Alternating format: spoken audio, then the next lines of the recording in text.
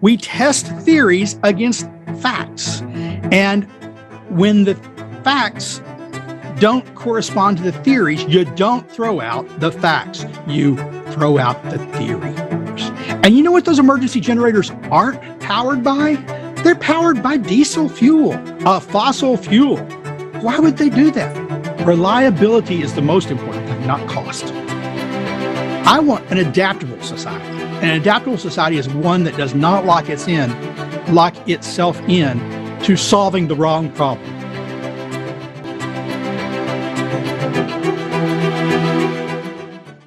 My name is H. Sterling Burnett.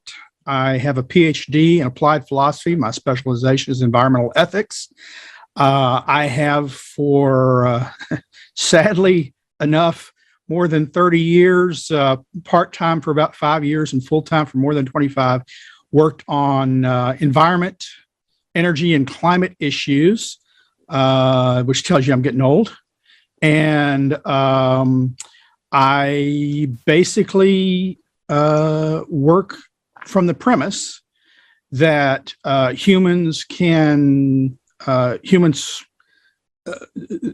worth of humans, human life, human values, human freedom should be the primary focus of our own lives and governments as they act on our behalf.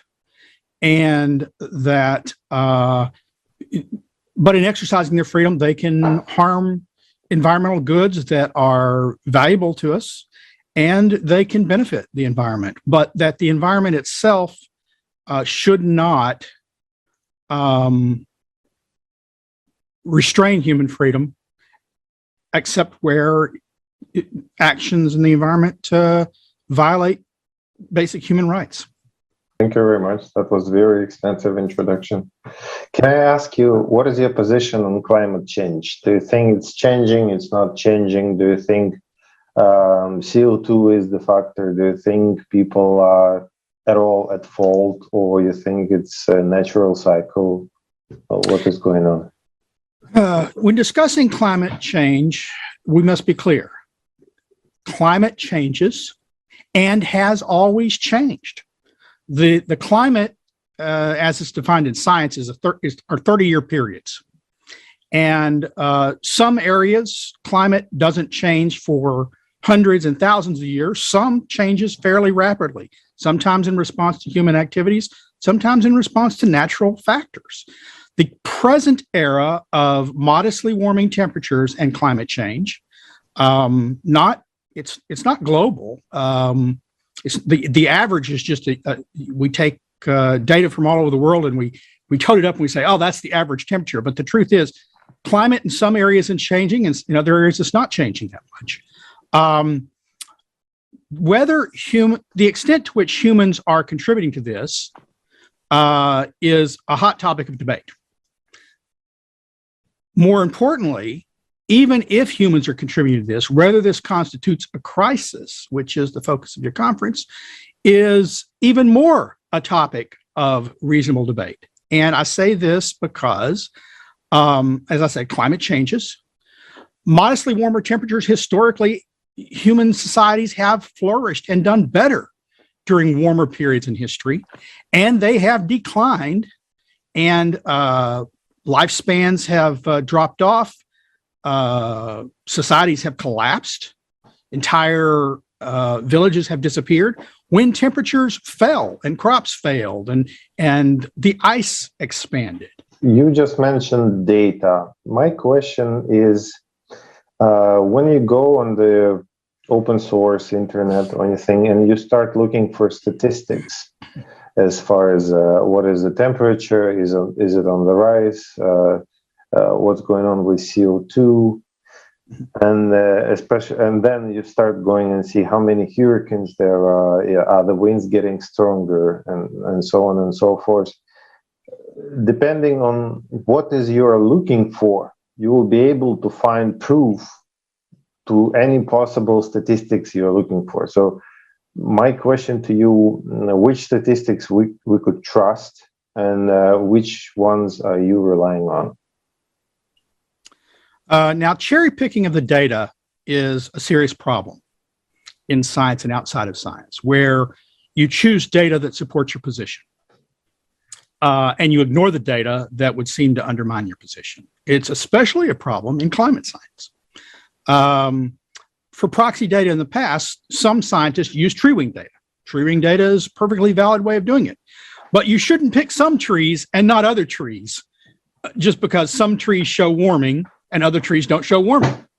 If they cover the same period of time and there's contradictory data from the full panoply instead of trees, you don't throw out some that confirm your hypothesis and accept others. Now, as I've said, there is very little doubt that temperatures have risen since at least the early 1980s. And they rose before based on, valid temperature measurements collected by temperature gauges all over the globe. I say all over the globe. We've actually improved the measuring system a lot in the last 100 years. But the data that we have from where we have it across the globe showed that temperatures rose as we came out of something called the Little Ice Age around the middle of the 19th century, the 1850s, 1870s or so.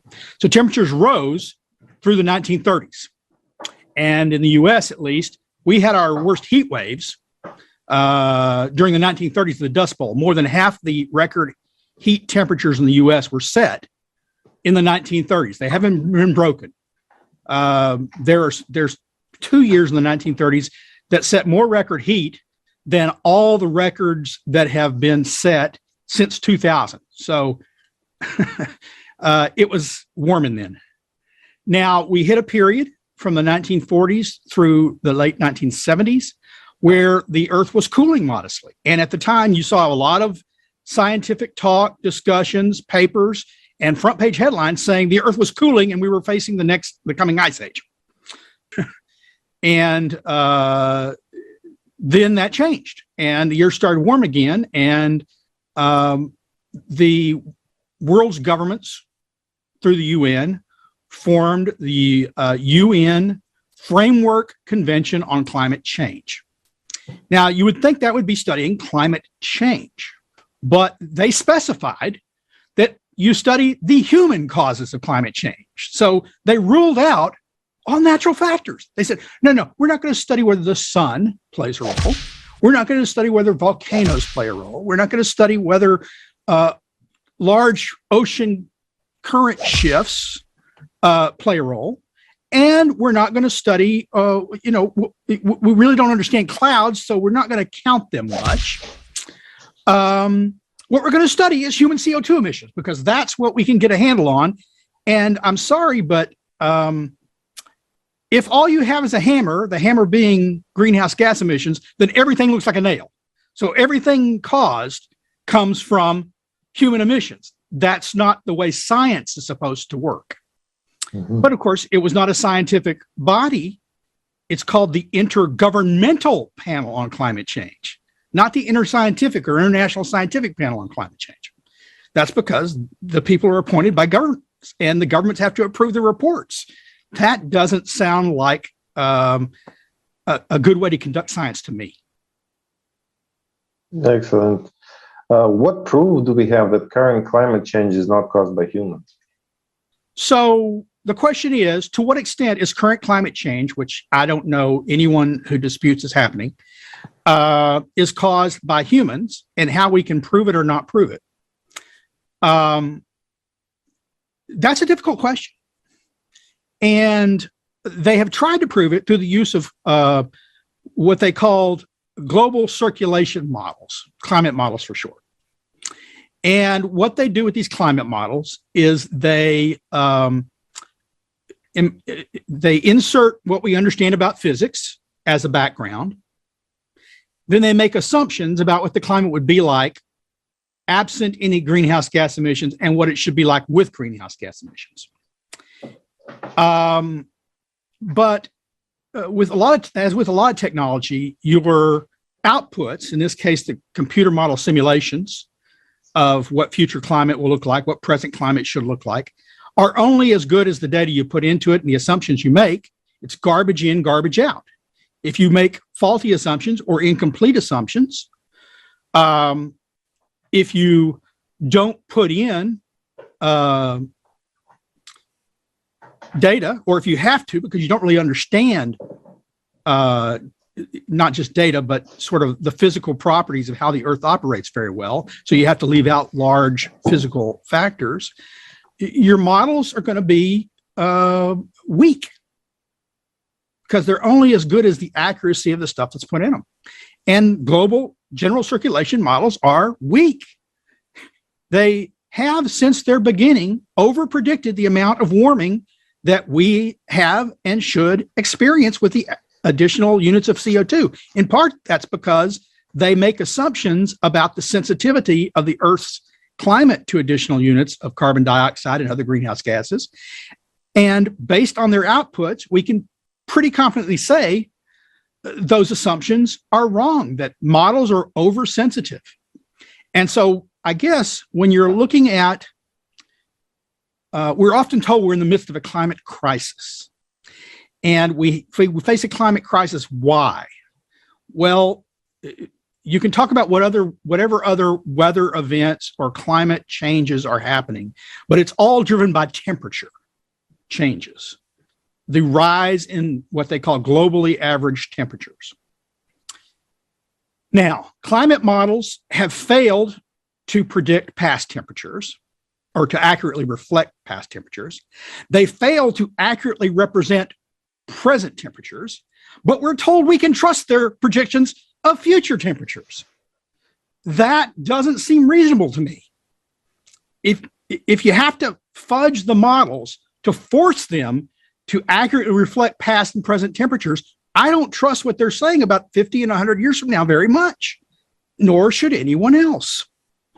Mm-hmm. If you can't trust their temperature projections, why should you project anything else, trust anything else they predict about climate change based on those temperature projections? So when scientists began developing climate models, they would put inputs in primarily because this is, once again, what they were supposed to study, human greenhouse gas emissions, saying, here's the rate they're rising, here's the rate we anticipate them rising, or the rates we expect they will decline with technology change. And these are the temperatures that should result. But we have a data set. And since the late 1970s, we've had 3 data sets. So prior to the 1970s, we had 2 data sets. One was ground-based and ocean-based temperature stations. So we've got buoys on the ocean. We started taking some data from sources that are very suspect in the oceans, which are ship engine intake, water intake manifolds. That's very suspicious, but the buoys are pretty clean. They're not affected by what we call the urban heat island effect, humans' impact on an area. So we've had the ground-based measurements for a good while. We've also been releasing weather balloons in the same locations a couple of times a day, every day, for a good long time. Then in the 70s, we had satellites that were put into the atmosphere that started measuring temperatures at different levels of the atmosphere. So we've got 3 sources of data. Climate models are developed. To verify them, you have to compare them to actual data from our sources of data. And from the very beginning, climate models indicated the Earth should be warmer than it is based on their inputs, their assumptions, the physics, greenhouse gas emission concentrations in the atmosphere. And they've not gotten better over time. We've been doing climate modeling for more than 30 years, and they still fail to accurately represent past temperatures without being literally forced to. Without literally, you take data from the Earth, you take data from the weather balloons, you take data from the satellites, and you just say, this is the data they're starting from. So it looks like they've projected the past very accurately. And so this is what we should have in the future. But that's not what they do. In fact, they, without being forced to, they don't reflect past data from the three sources. They don't reflect presently measured temperatures around the globe without being forced to. And yet we are told, we're constantly warned about what they're projecting for future temperatures. Now, questions have arisen concerning if we were able to reach the goals of a Paris climate treaty or previous climate treaties, or the goal of net zero, which is humans not adding any additional greenhouse gas emissions to the atmosphere. Now, net zero is not reducing concentrations. It's just saying we're not adding any additional on top of what nature constantly adds. What will its effect be on temperature? Well, the truth is we don't know. Why? Because the model's effects are the model's outputs of what we can say about temperature, and they don't accurately reflect temperatures. So we don't know what net zero will produce.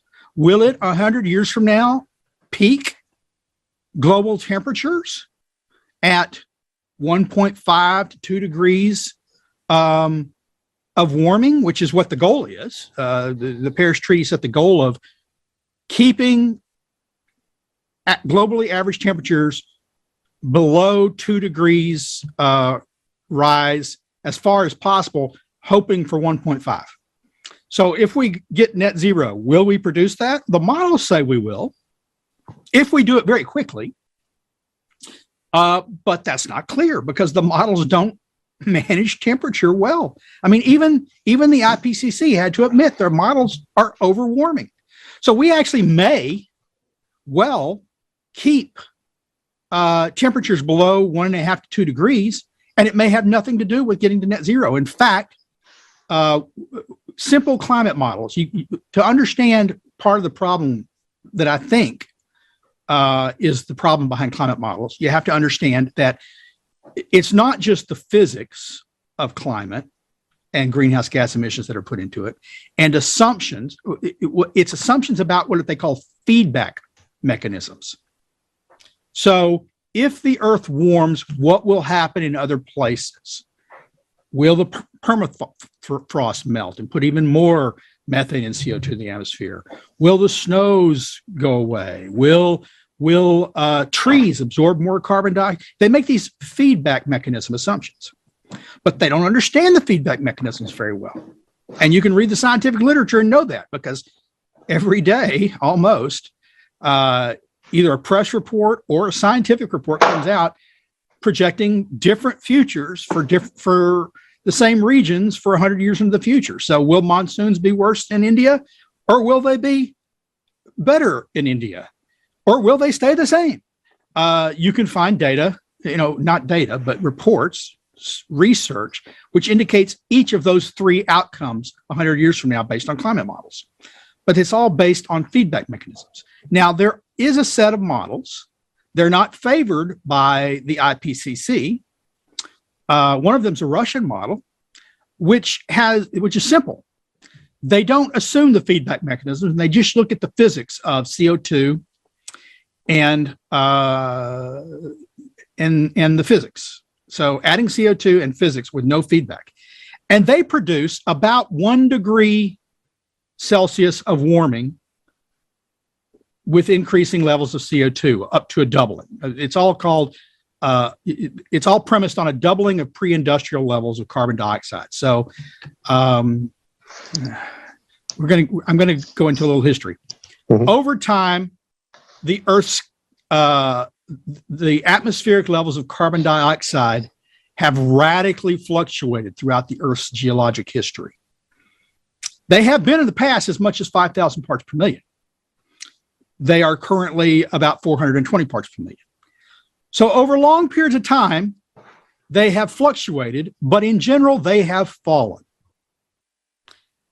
The CO2 has been absorbed into the Earth's surface through plants and roots and soil. They have formed carbonaceous rocks, which are limestone. And most of the Earth's CO2 that was there when it was first born has been absorbed in that way.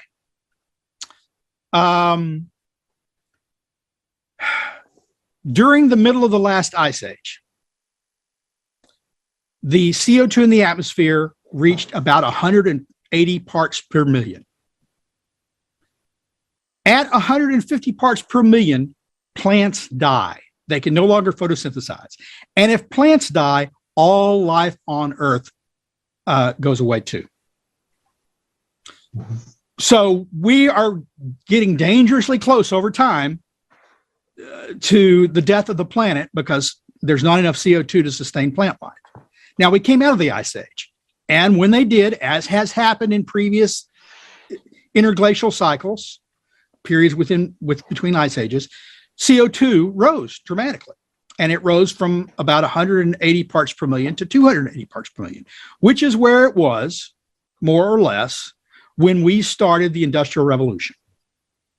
And we started pumping additional units of carbon dioxide into the atmosphere above and beyond what the Earth was absorbing naturally, which leaves us where we are today. So, what does that mean for a future with net zero? Like I said, we don't know. You take out the feedback mechanisms, you've got these models that are simple models, and they say, well, it'll produce about 1 degree of warming. So the point is, if you follow the simple models track the temperature pretty well, measure temperatures pretty well. So you've got these models that project measured temperatures pretty well, and you've got these models that don't, that overstate warming, and yet the models that are the simple models that don't contain any feedback mechanisms are not the ones used by the Intergovernmental Panel on Climate Change or the UN. It's curious. It's curious, unless you think this is a political ploy rather than a scientific issue. So honestly, if the simple models are right, we go on the trajectory we're going now, which our emissions are rising, but they're not rising as fast as they were, when we first started the Industrial Revolution, the rate of rise, then as technology changes and improves, the rate of carbon dioxide and other greenhouse gases in the atmosphere rising should decline. Whether it ever reaches net zero, I can't project. I don't know. But it will decline. The rate of rise will decline. And if the simple models are right, we may cap out at 1 degree warming. And my suspicion is if temperatures cease to rise, the people who claimed that we were causing the end of the Earth through CO2 emissions will say, see, if we hadn't acted, we would have disaster, but thankfully we acted. And it's like, well, that's convenient.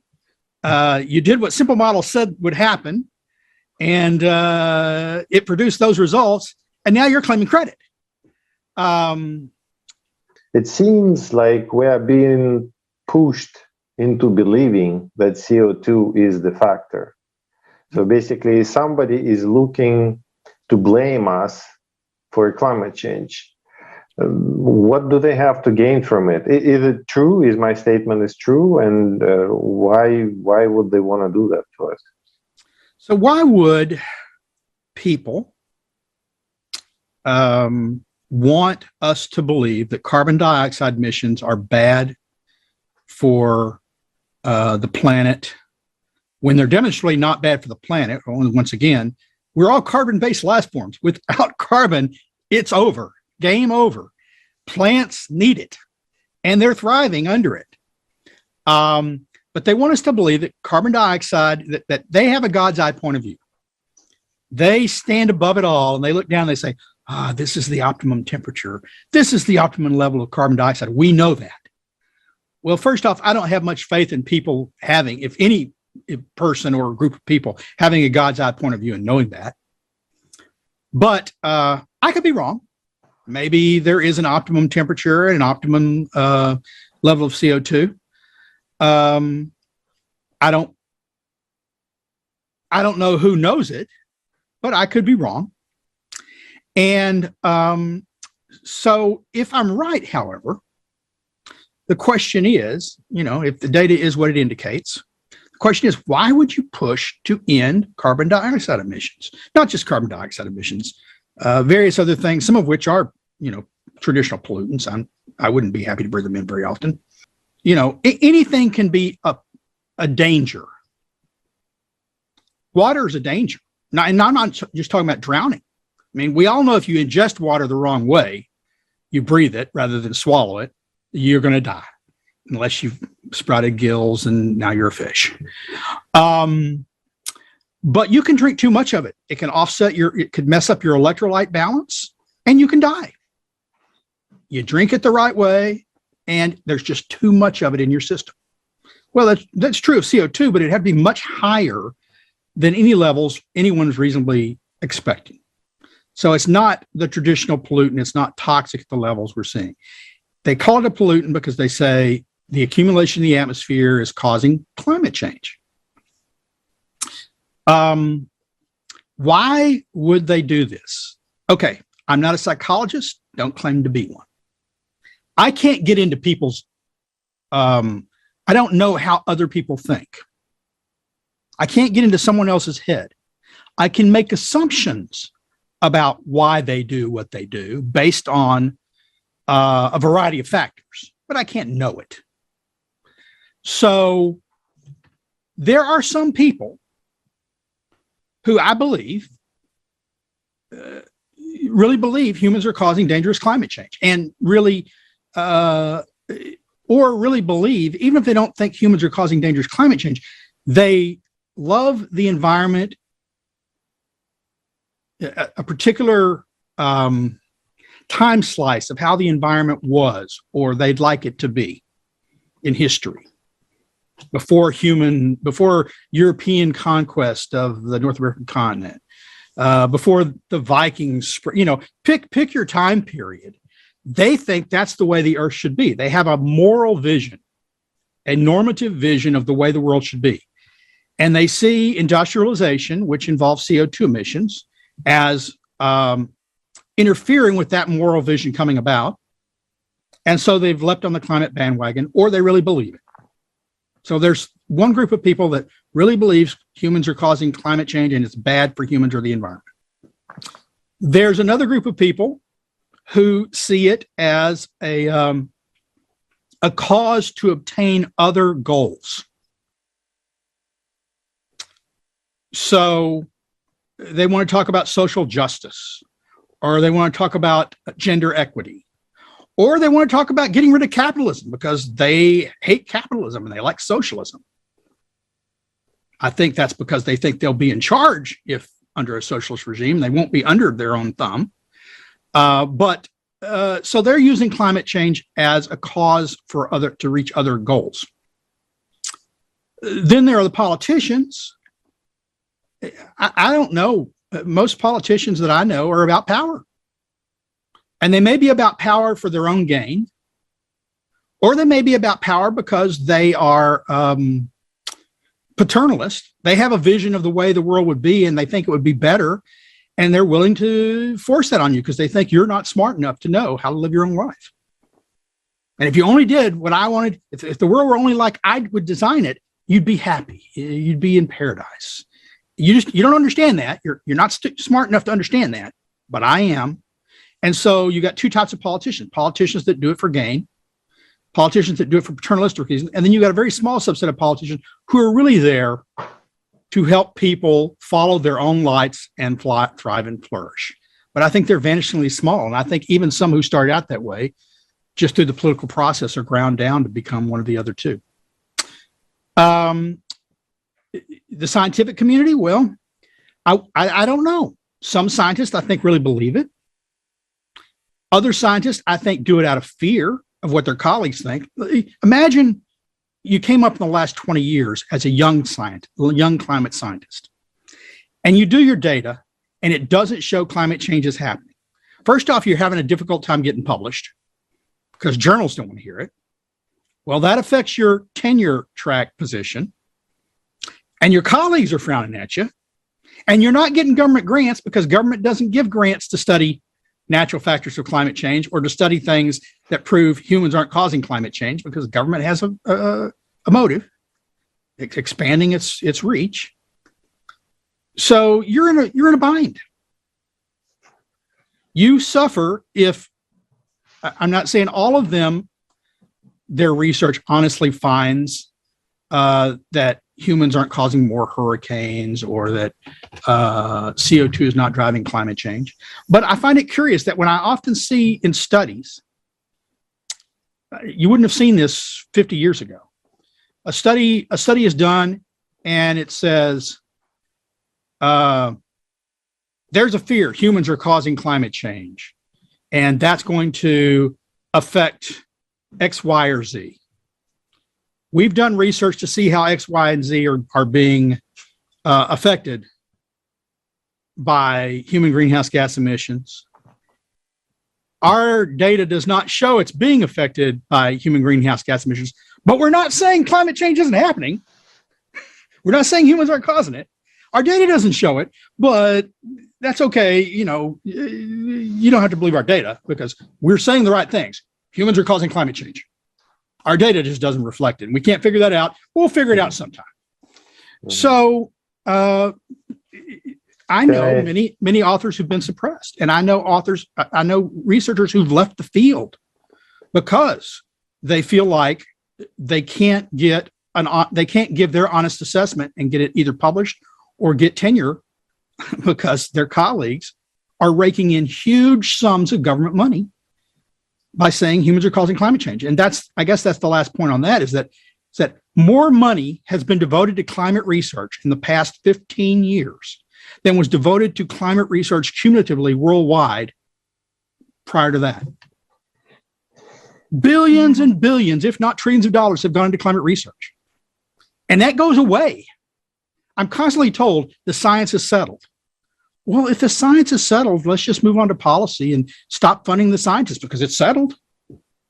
I don't know any scientist that says the science is settled and we need no more money because we've got the answers. I don't know that scientist.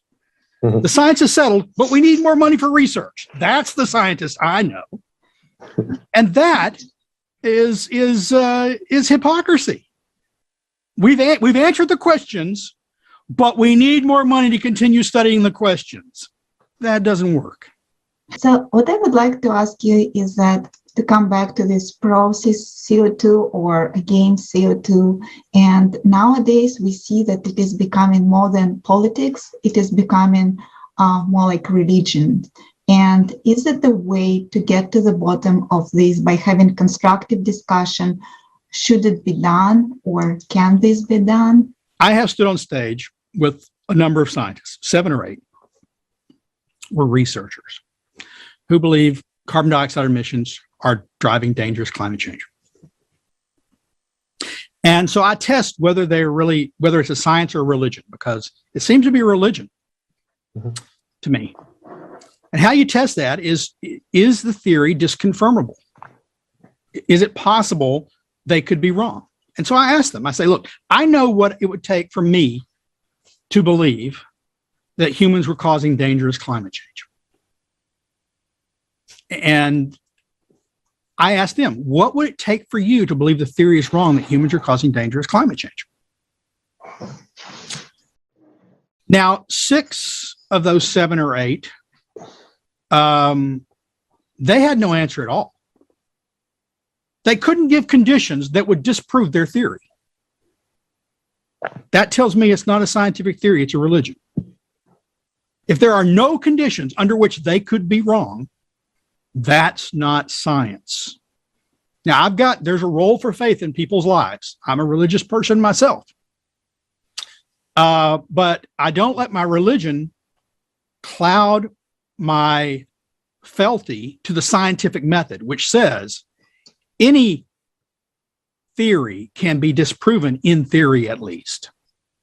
And the more likely, the more that a theory's projections of what should occur if something happens are accurate, then it's more likely to be true.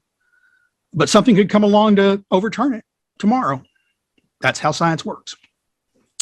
Now, the seventh scientist, he had an answer.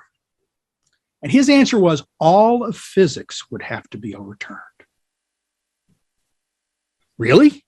The laws of conservation of energy? The Big Bang Theory? Notions of entropy and disentropy? All of that has to go for you to be wrong about whether humans are causing dangerous climate change? Yes, he said. Now, it's an answer. I'll give him credit for that, but it's extreme hubris, it seems to me. That everything, he said, everything I know about physics would have to be overturned. Wow. That's quite a demand. To be wrong about one portion of physics, that he's still getting research money, despite the fact he says the science is settled. To be wrong about that one portion of science, climate science, all other physics has to be overturned. That's hubris. Now, another scientist, he had what I think to be the right answer. I mean, there is an answer. And he had what I think to be, he said, time. And I said, really? And he said, yeah. See, what happens is over time, they keep making predictions. And the predictions keep proving either correct or wrong. And if they keep proving to be wrong, and he admitted they've been wrong so far, then you finally give up the theory and say we have to come up with a new theory why things are happening the way they're happening. And I thought, what an enlightened point of view. In fact, you might even call it the point of view that comes from the Enlightenment. We test theories against facts. And when the facts don't correspond to the theories, you don't throw out the facts. You throw out the theory. I don't know if you can't convince the scientist, I guess you have to convince the public, but it's hard to do that when journalists, supposed journalists, say we won't allow scientific skeptics. They label us deniers, as if the theory of climate change 100 years from now, the projections of 100 years from now, are as certain as the Holocaust was 50 years ago. One we have a lot of evidence for. A lot of bodies piled up, a lot of pictures, a lot of memories stored, facts, and the other is projections. But they think the projections are as solid as that. You got to convince people that it's not. That they're fair. That I won't say they're fairy tales, but they're scare stories. Mm-hmm. Look at what is accomplished, and then you ask yourself, what's accomplished if we get rid of CO2? Well, if we really get rid of it, we're all dead. Now, we do know we can take CO2 out of the atmosphere. It doesn't have to linger in the atmosphere. We have methods of doing it. They're just expensive. And then the question is, okay, since we know how to do it technically, and we have the technology to do it, at what expense do we reach net zero? How much are we willing to spend to reach net zero through removing carbon dioxide from the atmosphere? And that's not a question, it seems to me, of dollars and cents. That's a question of opportunity costs. Because it's not how much money we would be willing to, it's how many other things will we not be able to do with that money that are important if we focus on removing CO2 from the atmosphere. Resources are not infinite. And if you take scarce resources and you devote them to one cause, they are of necessity not going to other causes. So if we focus on removing carbon dioxide from the atmosphere to the exclusion of, or to the extent that we focus on removing carbon dioxide from the atmosphere, because we don't have to do both, to the exclusion of, but any money devoted to that is not going towards helping people develop as fast as possible.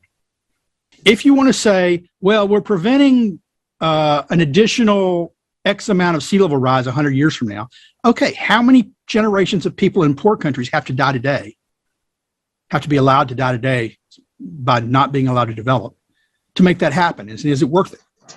I'm an ethicist, and I think it's immoral to say present generations of poor have to remain in poverty so wealthy people who have beachfront homes don't get their feet wet 100 years from now. Especially when I think most of them don't really believe that. We have a president of the United States named Barack Obama. He retired. And when he retired, he bought a new home, despite 8 years of warning us that seas were rising dangerously, that our coast would be flooded and swamped. Where did he buy his home? On a barrier island less than a foot above sea level. Now that tells me he either doesn't believe his home is going to be flooded 100 years from now, or he doesn't care what happens 100 years from now, for his daughters or granddaughters, grandchildren, whoever they are, or he's really, really overinsured his home and is waiting for the money to roll in when his home floods. Now, I don't know which of those it is, but my suspicion is he doesn't believe his home is going to be flooded 100 years from now. But based on the idea that seas are going to rise, and by the way, seas have risen 400 feet since the last ice age ended, and they will continue to rise till the next ice age comes, because that's what happens during interglacial periods. That's what the data shows. The question is, how many people will not have resources today? We're asking people in developing countries, don't develop, or at least don't develop like the West did, which means don't develop, which means we'll give you technologies that work some of the time, wind and solar, some batteries. And you just have to suffer because we're worried about what happens 100 years from now. So present generations of your children and your children's children have to continue to starve, won't be able to go to hospitals at night, won't have running water, will have to go to the well and draw it. Hours of backbreaking labor. They have to continue to live like that. So 100 years from now, New York isn't flooded. Well, I've been to New York, a lot of good things to say about it, but I don't think New Yorkers have any moral right to not get their feet wet compared to people in developing countries not being able to eat today or have modern medical technologies or modern agricultural technologies or modern energy systems. That's immoral. Would you say a few words about new eco-green technology? I mean, I'm talking wind and solar. Are they as reliable as they claim to be? Can everything be, like fossil fuel plants, be replaced with them anytime soon without any loss? So people want to talk about green technologies, and they usually, not always, but usually are talking about wind turbines and solar panels and battery backup. The cost of these, because in part because governments poured a lot of money into it. When the government pours money into it, private sector pours money into it. The cost of these has fallen dramatically. But that doesn't mean they're good sources of energy. To some extent, it doesn't matter how cheap a source of energy is if it actually doesn't provide energy when you need it. In modern societies, you want a modern electrical system, modern power grid. And we developed one in the United States over 100 years, where you could count on, when I came home for work, 99.9% of the time, if I flicked on the lights would come on. If I came home on a hot Texas day, that's where I'm located, and Texas days, I remember when in my youth, we had 56 straight days of over 100 temperatures once. They're hot. You expect heat in the summer, and I honestly don't know how people lived here 150 years ago. Probably they were tougher than me, but I want my air conditioner to run. And so I expect it to run because I had a modern power system. We are taking a modern power system that does not depend on the weather for the most part and turning it into a power system that's like something from the 19th or 18th century, where once again, we're praying to the weather gods to work so we have our power when we demand it. And I hope my meat or whatever I have in the freezer doesn't thaw out because the wind wasn't blowing that day and it was rainy, or I'm sorry, the sun doesn't shine at night. Never, ever. It's dark. Solar power is not generating energy. Oh, well, we've got battery backups. Well, the battery backups, how long do they last? How much power has to be diverted from solar to charge those batteries during the day? Which means it's not available for use for other things. The wind doesn't always blow. In fact, there are regions where the wind is quiet most of the time. You don't want to build a modern power system based on technologies that only work when the weather conditions are right. That's not a wise decision, no matter how cheap the technology itself is. You want your hospital functioning 24 hours a day. You want your emergency services operating 24 hours a day. You don't want your phone system going down if you need to call the police. And so what do? Well, most hospitals, most police stations, most fire departments in the United States, I can't speak once again for other countries, they have emergency generators. And you know what those emergency generators aren't powered by? Wind, solar, or batteries. They're powered by diesel fuel, a fossil fuel. Why would they do that? Reliability is the most important thing, not cost. And that's the one thing, frankly, wind and solar aren't cheap. They're cheaper than they used to be, but they're not cheap. But even if they were cheap, that's not the primary consideration. That shouldn't be the primary consideration for a modern electric system. Reliability should be. And so you don't build one that's that you know is unreliable. That's madness. All the batteries in the world wouldn't keep the United States lights on for 2 days. Modern power grids, modern power systems in the United States, ones powered by fossil fuels, nuclear, to a lesser extent, hydropower, they're expected to keep the lights on during an emergency up to 60 days. You want that kind of storage. You want that kind of backup. What you don't want is the ability to only have 2 days power backing you up, or 2 hours power backing you up, which is actually more likely the case, because not all batteries in the world are tailored to keeping America's lights on. I want to say, and I want to aim this at the youth of the world. Ask yourselves how you live.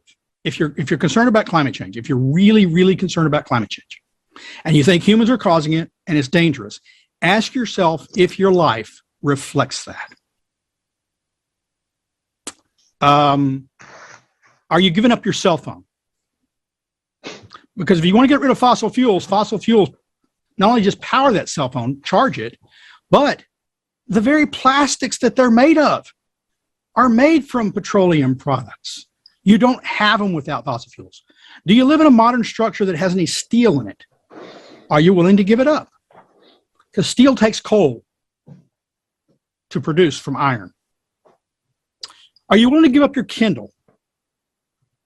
Anyone who uses any of these technologies, who relies on them daily, I can't imagine trying to take my cell phone from my niece, no matter how worried she may be about climate change.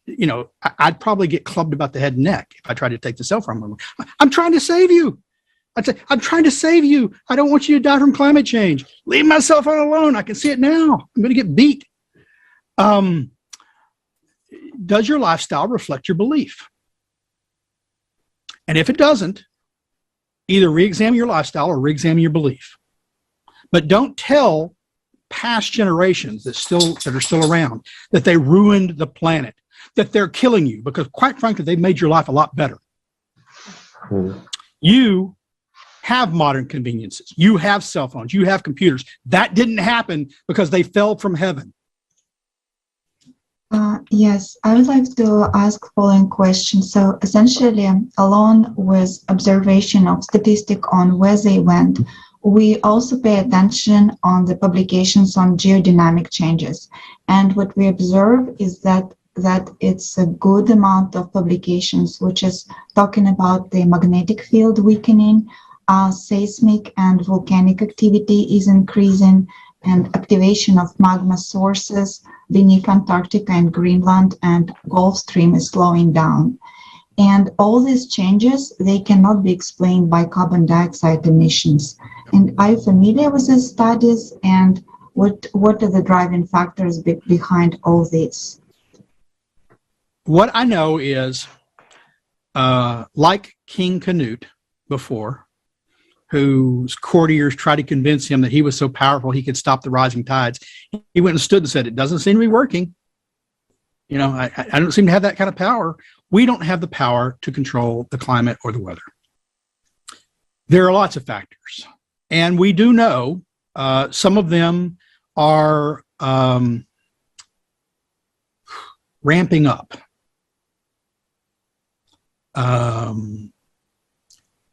I don't understand all of them. I've seen research that indicates the Gulf Stream is speeding up, but I've also seen research that says the Gulf Stream is slowing down. I don't know which is the case. I do know, because I've studied this a lot, that volcanic activity, subsurface volcanic activity in Antarctica and even in parts of Greenland and Iceland are contributing to the melting of the glaciers there. That is not controlled by CO2. We don't control the ocean currents. We don't control the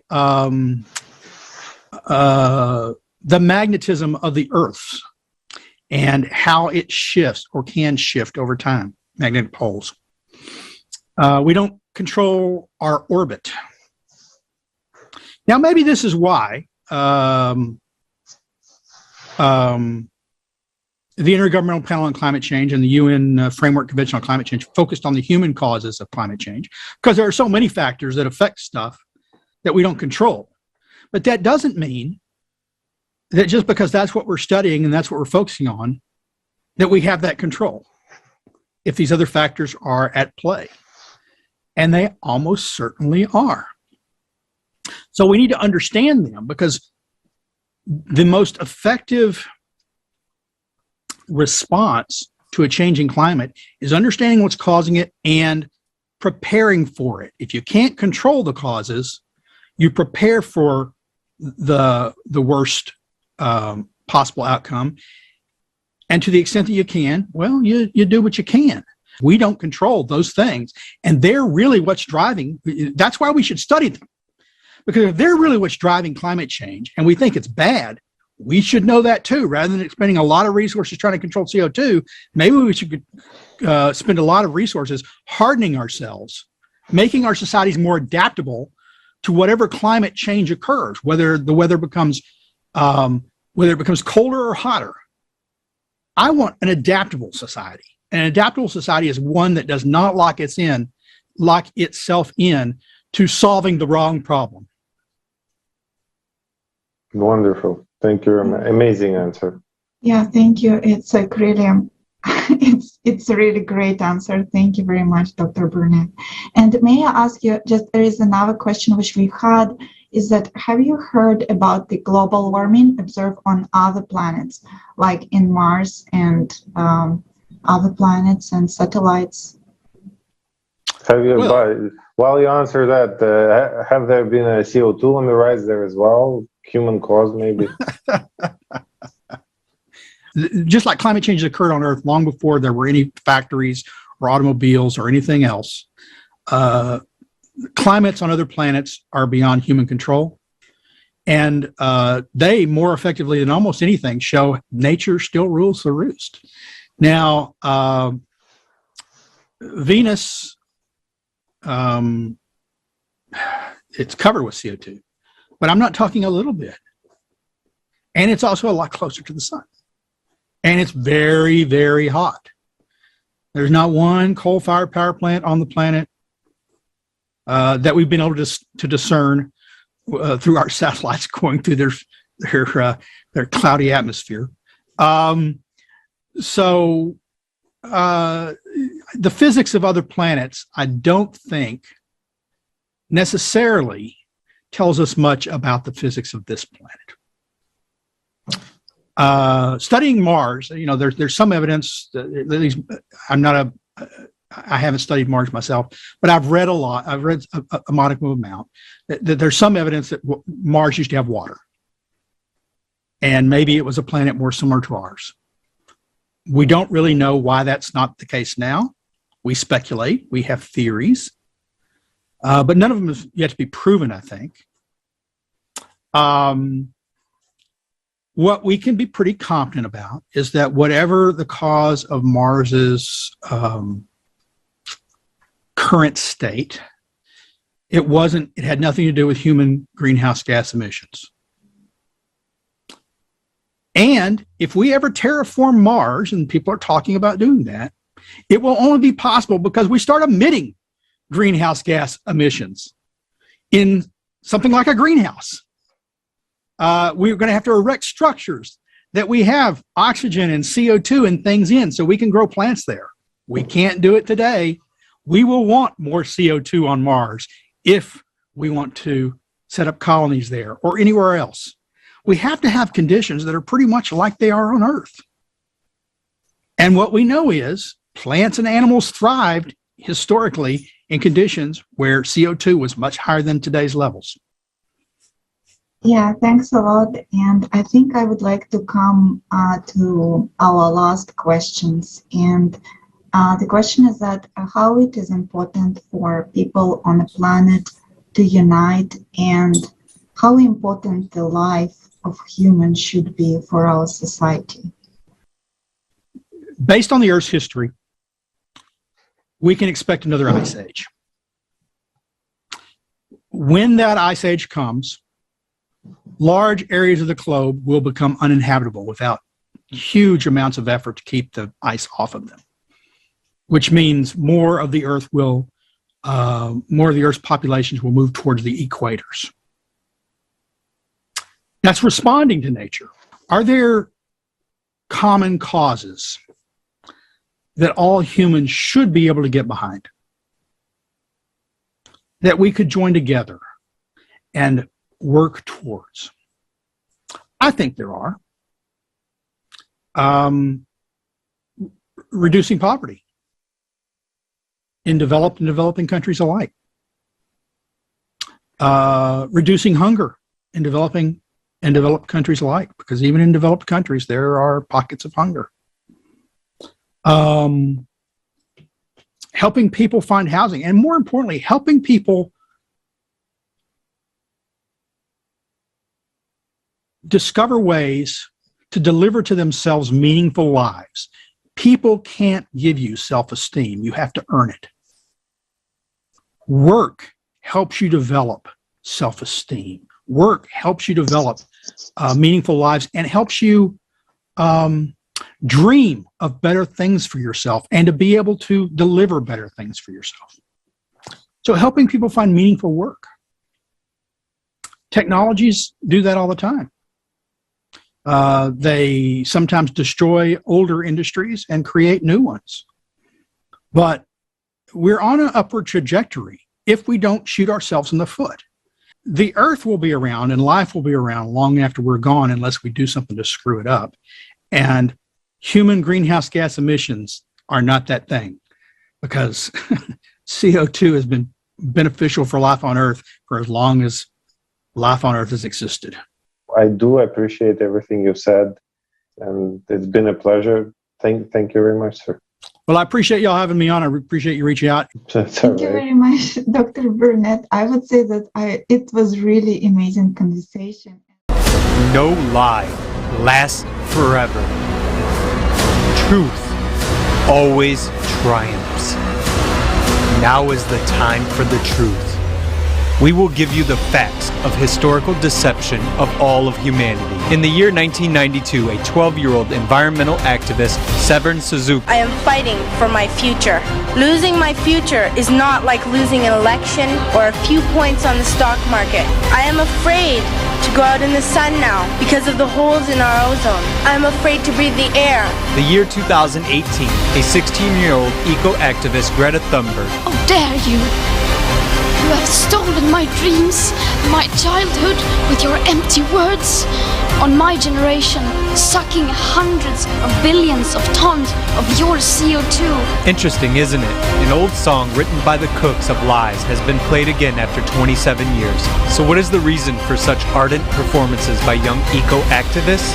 In 1989, the Montreal Protocol was signed. The major scarecrow for people was the ozone holes. This scam destroyed the world's refrigeration industry and allowed billions to be made on this swindle. The ozone holes did not disappear, but the pockets swelled with dollars. 97, the Kyoto Protocol was adopted. The main problem is the infamous CO2. Greenhouse gases are now a new commodity. As the total climate finance average in 2019-2020 alone amounted to $632 billion US. A new global scam that is profitable for those cooks in the kitchen of lies. These subhumans exploit children, pleading for sympathy. Aren't you sick of it? To slurp down a stinky broth of lies and pay for it with your hard-earned money. The climate fight today is a big, cruel business. We are forced to toil away for food and shelter and to pay for air. The climate attacks and kills us mercilessly. It spares no one and takes no money. Cataclysms are escalating rapidly, and they are becoming stronger and more synchronized. Let's not be silent any longer. It's time for the truth. It is time to act. Let's bring the whole world together at the Forum on May 7th, 2022.